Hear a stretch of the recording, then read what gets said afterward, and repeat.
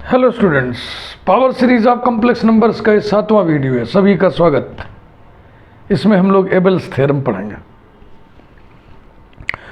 Power series of complex numbers की यात्रा तय करते हुए हम लोग यहाँ तक आ गए हैं। एबल्स थ्योरम पढ़ना है और दूसरे हमको पढ़ना है analyticity of sum function of a power series within the circle of convergence. यानी सर्किल ऑफ कन्वर्जेंस के अंदर sum function of power series analytic होता है। उसका प्रूफ बहुत ही बड़ा है, लगभग 40 मिनट का प्रूफ होएगा जहाँ तक मैं समझता हूँ। तो उसके लिए एक अलग वीडियो चाहिए जो कि अगला वीडियो होगा। अब बीच में ये छोटा सा थ्योरम बच रहा है, इसका प्रूफ बहुत छोटा सा है। ये हमारी मजबूरी है कि इसके लिए हम सेपरेट वीडियो बना रहे हैं जो कि बहुत ही स्मॉल साइज का होगा। तो power series of complex numbers को एक बार हम फिर से बाँच दे रहे हैं। Sigma n varies from 0 to infinity a n z to the power n, या sigma n varies from 0 to infinity a n z minus a whole to the power n। इन्हें ही पावर सीरीज कहते हैं। यही power series है। n का variation 0 से ही start हो, यह जरूरी नहीं है। 1 से भी स्टार्ट हो सकता है, 2 से भी स्टार्ट हो सकता है। पावर सीरीज को लेकर के बहुत दिमाग में कोई रिजिड आइडिया मत बैठाइएगा। पावर सीरीज का मतलब है एक कॉम्प्लेक्स कांस्टेंट लिखिए, इसमें z से गुणा करिए, z के ऊपर कोई पावर लगा दीजिए, प्लस दूसरा कॉम्प्लेक्स कांस्टेंट लिख लो, फिर z लिखो, फिर z के ऊपर कोई और पावर लगा दो। ऐसे करते चलो, इनफाइनाइट नंबर ऑफ टाइम्स ऐसे करते चलो, तो एक इनफाइनाइट सीरीज तैयार हो गई। इसी को पावर सीरीज कहते हैं। z कॉम्प्लेक्स वेरिएबल है और ये जो कांस्टेंट्स है ये सब कॉम्प्लेक्स कांस्टेंट्स होंगे। रियल कोफिशिएंट अगर लगे, मान लैम्डा रियल नंबर है, म्यू रियल नंबर है, तब भी तो ये कॉम्प्लेक्स नंबर्स की पावर सीरीज कहलाएगी, क्योंकि हर रियल नंबर भी एक कॉम्प्लेक्स नंबर होता है। समझ में बात आ गई ना। किसी भी इनफाइनाइट सीरीज को सिग्मा फॉर्म में आप तभी लिख सकते हो जब उसके सारे टर्म्स किसी खास, किसी फिक्स्ड पैटर्न में हो। पहला ऐसा, दूसरा ऐसा, तीसरा ऐसा, चौथा ऐसा, तो एनवा ऐसा। मान लो हमने ऐसे लिख दिया a0 plus a1z plus a2z square plus a3z cube plus so on. इसमें पैटर्न है a3 a2 a1 a0 हो गया पैटर्न में। z to the power 3, z to the power 2, z to the power 1, z to the power 0 लिखा जा सकता है। हाँ, तो ये पैटर्न में आ गया। इसका जनरल, nth नहीं, जनरल माने a n z to the power n लिखो और सिग्मा लगाओ। n का मान पहले में कितना है? 0, और n का मान nवें में क्या होगा? n, और इन्फिनिटीथ में होगा इन्फिनिटी। तो इस पावर सीरीज को सिग्मा फॉर्म में आप तभी लिख पाएंगे जब सारे टर्म्स किसी फिक्स्ड पैटर्न में हो। अगर पैटर्न में नहीं है तो वो सिग्मा फॉर्म में नहीं लिख पाएंगे उसको आप, लेकिन वो पावर सीरीज तो होगा ही होगा। इसलिए पावर सीरीज को लेकर के बहुत ही रिजिड आइडिया नहीं बनाइएगा दिमाग में कि नहीं पावर सीरीज हम तब भी कहेंगे जब ऐसे लिख उठें सिग्मा के रूप में ना। पहली बात, पावर सीरीज के कन्वर्जेंस की चर्चा, पावर सीरीज के कन्वर्जेंस की चर्चा एब्सोल्यूट कन्वर्जेंस से होती है। एब्सोल्यूट कन्वर्जेंस से sigma mod an mod z to the power n 0 to infinity. पहले हम इसको कन्वर्जेंट दिखाते हैं। अगर ये सीरीज कन्वर्जेंट है तो इसका मतलब ये हुआ कि जो बिना मॉड वाली सीरीज है a n z to the power n is absolutely convergent. अगर ये कन्वर्जेंट है तो ये एब्सोल्युटली कन्वर्जेंट होगा। और हम जानते हैं कि हर absolute convergent series, absolutely convergent series convergent होती है। ऐसा होने से फिर क्या हो जाएगा? Sigma 0 to infinity a n z to the power n is convergent. तो कॉम्प्लेक्स नंबर के पावर सीरीज के कन्वर्जेंस की बातचीत एब्सोल्यूट कन्वर्जेंस से होकर ही होती है, डायरेक्ट नहीं होती। कारण मैं आपको पहले ही वीडियो में बता चुका हूं।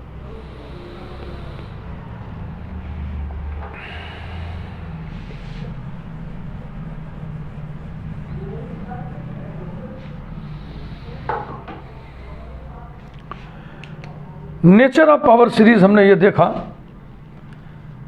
कि sigma a n z to the power n is convergent for all z, is convergent for some z, some values of z, is convergent for only z equal to 0। बस इतने तीन ही प्रकार की पावर सीरीज होती हैं। तो इसमें ये जो है केस, मान लीजिए आ गया इसमें कि convergent for mod z less than R, मान लीजिए ऐसा आ गया, फॉर ऑल जेड हो गया, ये जो हो गया, ये वाला केस हमारे मतलब का है। तो for some values of z convergent हुआ। इसका मतलब क्या हुआ, convergent within mod z equal to R. Mod z equal to R circle बनेगा ना, जिसका सेंटर 0 ओरिजिन पे होगा और रेडियस आर होगा। इसके ऊपर mod z equal to R होगा और इसके अंदर mod z less than R होगा। तो ये जो सर्किल बन रही है इसको सर्किल ऑफ कन्वर्जेंस कहते हैं, इसको सर्किल ऑफ कन्वर्जेंस कहते हैं, और कैपिटल आर को रेडियस ऑफ कन्वर्जेंस कहते हैं। रेडियस ऑफ कन्वर्जेंस निकालने के लिए न्यूमेरिकल आते हैं। Radius of convergence, radius of convergence Hadamard theorem एक होता है, उसके माध्यम से हम लोगों ने चर्चा किया, पूरा एक दो या 3 वीडियोस उस पे थे। आर निकालने के 2 फार्मूले, एक है R is equal to limit n tends to infinity mod a n upon a n plus 1, और एक फार्मूला ये है 1 upon R is equal to limit n tends to infinity mod a n whole to the power 1 upon n. ऐसे लिखो चाहे a n whole to the power 1 upon n का modulus. तो Hadamard theorem यही कहता है कि हर पावर सीरीज के लिए एक नंबर आर इस प्रकार से एग्जिस्ट करता है कि mod z less than R के लिए पावर सीरीज कन्वर्जेंट होती है, और इसी आर को रेडियस ऑफ कन्वर्जेंस कहते हैं। उसके लिए 2 फार्मूले डिजाइंड हैं। सर्किल ऑफ कन्वर्जेंस पर, सर्किल पर किसी पावर सीरीज का क्या नेचर होगा, इस पर भी आपको हमने न्यूमेरिकल बता रखा है। Behaviour of power series on the circle of convergence. तो सर्किल ऑफ कन्वर्जेंस के अंदर वाले पोर्शन में, यानी with in the circle of convergence, किसी पावर सीरीज का सम फंक्शन एनालिटिक होता है। कोई पावर सीरीज दी हुई है 0 to infinity sigma 0 to infinity a n z to the power n. तो ये सीरीज है ना, मान लो समेशन है, मान लो सम निकाल लिए हम, पूरी सीरीज का सम यदि निकाल लिए तो जेड के फंक्शन के रूप में ही तो आएगा। उसको हम डिनोट कर दे रहे हैं एफ ऑफ जेड से, इसी को बोलते हैं sum function of the power series. यही है सम फंक्शन। तो ये जो सम फंक्शन है वो सर्किल ऑफ कन्वर्जेंस के अंदर इंटीरियर पोर्शन में एनालिटिक होता है। ये वीडियो नंबर 8 में आप पढ़ेंगे, बहुत इंपॉर्टेंट थ्योरम होता है। सम फंक्शन निकालने पर भी बेस्ड न्यूमेरिकल आपको हम बताएं। एग्जाम्पल कि कोई पावर सीरीज दी गई है तो उसका सम फंक्शन हम कैसे निकालें, उसके कन्वर्जेंस की चर्चा करें, सम फंक्शन निकालें, ये सब बातें आपको बताई गई।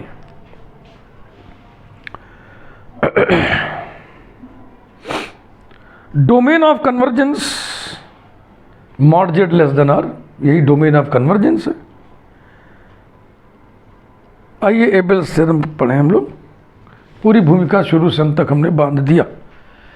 एबेल्स थ्योरम का statement,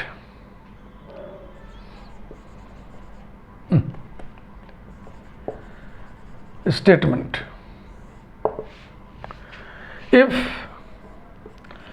sigma a n z to the power n converges for a particular value, converges for a particular value z naught of z,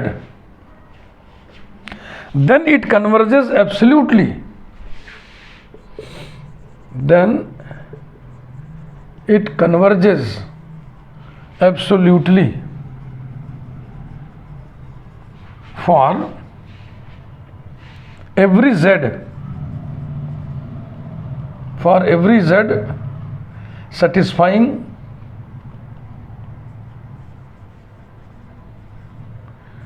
mod z less then mod z not.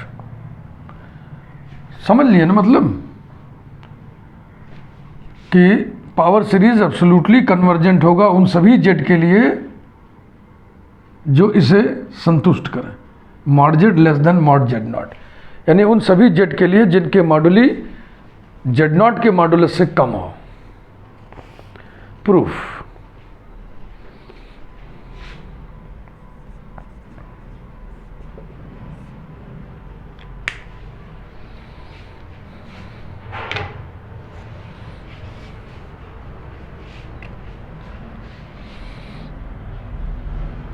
sigma 0 to infinity a n z to the power n is convergent for z equal to z naught। ये दिया हुआ है, given implies that sigma 0 to infinity a n z naught to the power n is convergent। यही तो मतलब हुआ इसका। implies that limit n tends to infinity a n z naught to the power n is equal to 0। Logic लिखिए since, या ऐसे लिखिए we know that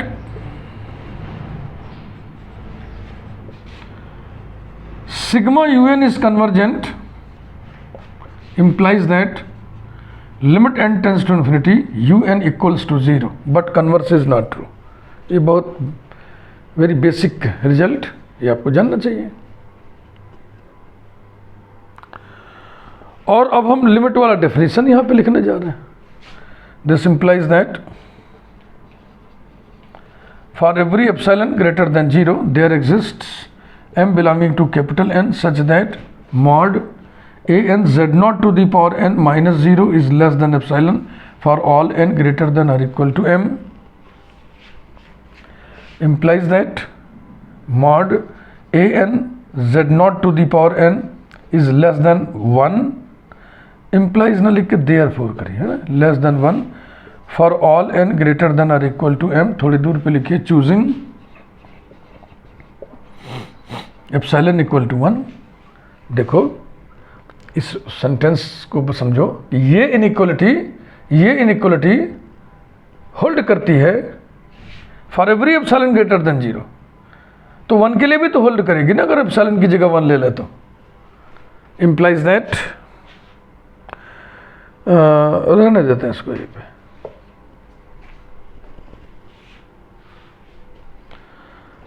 ये इनइक्वलिटी होल्ड कर रही है n equal to m, m+1, m+2 so on के लिए।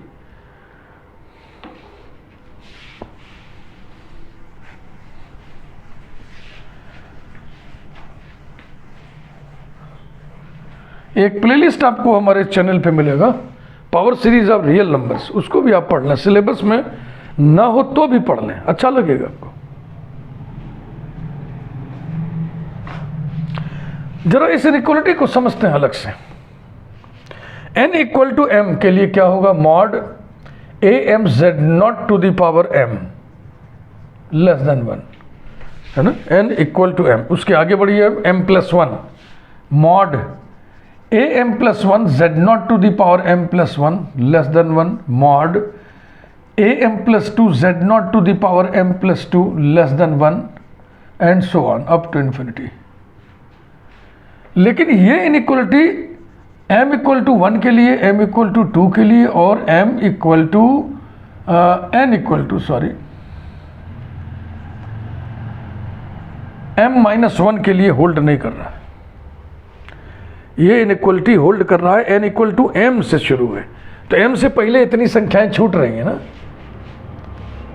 यानी कि 1 रखिए, n इक्वल टू 1 रखिए, mod a1 z not to the power 1 less than 1 mod a2 z0 to the power 2 less than 1 so on mod am minus 1 z0 to the power m minus 1 less than 1। ऐसी बात नहीं है आपके पास।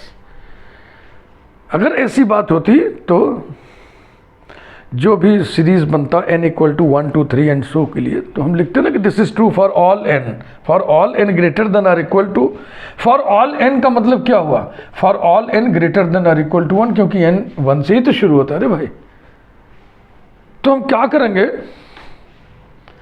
कि जो भी अपना सीरीज है उसमें से शुरू के टर्म्स हम हटा देंगे और सीरीज को हम वहां से शुरू मान लेंगे जहां से इनइक्वलिटी होल्ड कर रही है, mth टर्म से होल्ड कर रही है।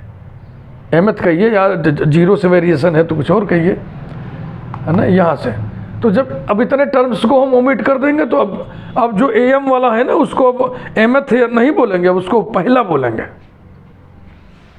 तो आइए हवाला दें कि किसी भी इनफाइनाइट सीरीज से फाइनाइट नंबर ऑफ टर्म्स को अगर हम ओमिट कर दें, काट के बहा दें, फेंक दें, तो उसके कन्वर्जेंस पे असर नहीं पड़ता है। सिंस भी मत लिखिए, चलो लिखते हैं, अच्छा ऐसे लिखते हैं। सेंटेंस लिखना है कैसे भी लिखो। Since omission of finite number of terms, finite number of terms has no effect on convergence, therefore we start the series where from the above inequality holds, ये inequality, thus we have mod a n z naught to the power n is less than 1 for all n greater than or equal to 1 लिखेंगे अब।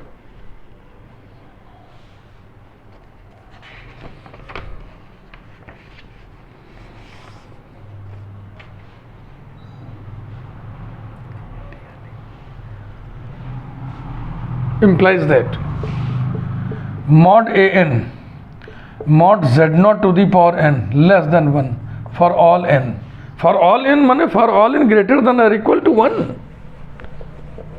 तो सिर्फ for all n लिख के छोड़ देना, वो भी नहीं लिखेंगे, नहीं लिखा तो अपने आप मान लिया जाएगा। implies that mod an is less than 1 upon mod z naught to the power n, implies that mod an into mod z whole to the power n is less than mod z whole to the power n upon mod z naught whole to the power n, implies that mod an z whole to the power n, ऐसे लिख दें, या whole to the power n कैसे चढ़ेगा गुरुजी, केवल इसी के ऊपर रहेगा ऐसे less than mod z upon z not whole to the power n. गणित भी गजब से ऐसा हो गया।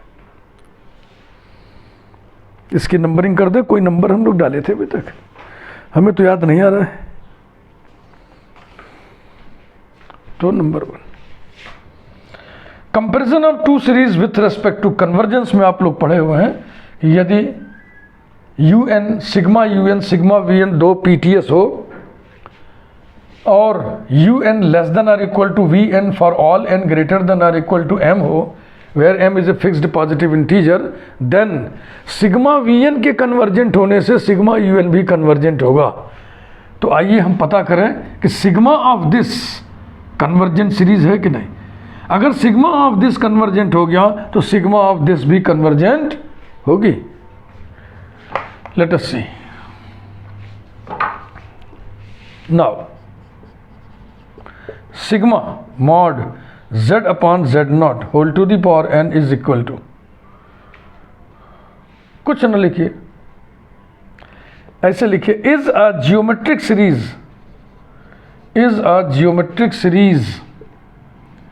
with common ratio,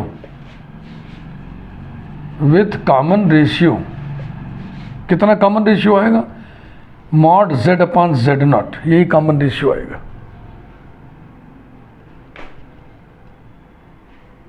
ये कॉमन रेशियो 1 से कम होगा कब? जब mod z less than mod z0 होगा। Is it correct? Geometric series का कॉमन रेशियो यदि 1 से कम है तो वो कन्वर्जेंट होती है। Therefore sigma mod z upon z0 whole to the power n is convergent for mod z less than mod z0। तो सिग्मा ऑफ दिस कन्वर्जेंट है इस शर्त पे, तो इसी शर्त पे सिग्मा ऑफ दिस भी कन्वर्जेंट होगा।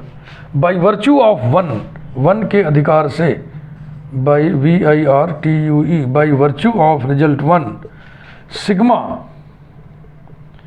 Sigma mod AN Z to the power n is convergent for mod z less than mod z0। अब सिग्मा मॉड UN लिखा है, मान लो सिग्मा मॉड UN अगर कन्वर्जेंट है तो सिग्मा UN को हम एब्सोल्युटली कन्वर्जेंट कहते हैं। इसी में भिड़ा के लिखता है। And so sigma AN Z to the power n is absolutely convergent for mod z less than mod z0। अब आप हवाला दीजिए। हम जानते हैं कि हर एब्सोल्युटली कन्वर्जेंट सीरीज कन्वर्जेंट भी होती है। वी नो दैट every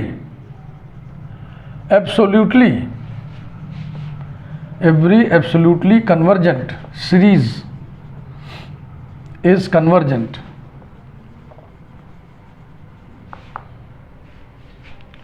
तो ये जो एब्सोल्युटली कन्वर्जेंट था, अब इसको कन्वर्जेंट लिखिए। thus sigma AN Z to the power n is convergent for mod z less than mod z0। मेरी समस्या यही प्रूव करना था, कि एब्सोल्युटली कन्वर्जेंट दिखाना था, एब्सोल्युटली ही दिखाना था जी। यहीं पर बात खत्म हो गई। ये सब हटाओ। हाँ, जो प्रूव करना था हो गया। हमें प्रूव करना था कि sigma AN Z to the power n is absolutely convergent for mod z less than mod z0। यही प्रूव करना था। तो ये था एबेल्स थ्योरम और उसका proof. Examination point of view से ये भी इंपॉर्टेंट थ्योरम होता है। अब आपके यहाँ सिलेबस में है नहीं है, कितना कंटेंट आपके सिलेबस के लिए पर्याप्त है, कितना कंटेंट है, ये आपको तय करना है। हम वीडियो बना रहे हैं तो ये जनरल काम कर रहे हैं। इस तरीके से हम काम करेंगे कि मैक्सिमम यूनिवर्सिटीज़ का जो पैटर्न है इसकी पकड़ में आ जाए। अब सारे पकड़ में आ जाए तो ये तो थोड़ा मुश्किल है। ये ट्रेनिंग दे रहे हैं आपको, हमने आपको बेसिक ट्रेनिंग दे दिया, सारा मैकेनिज्म समझा दिया, बहुत सारे एग्जाम्पल्स बता दिए। इसका मतलब हमने आपको खड़ा कर दिया, ट्रेंड कर दिया। अब आप अपने आप करिए, आगे बेहतर से बेहतर करिए। Thank you very much.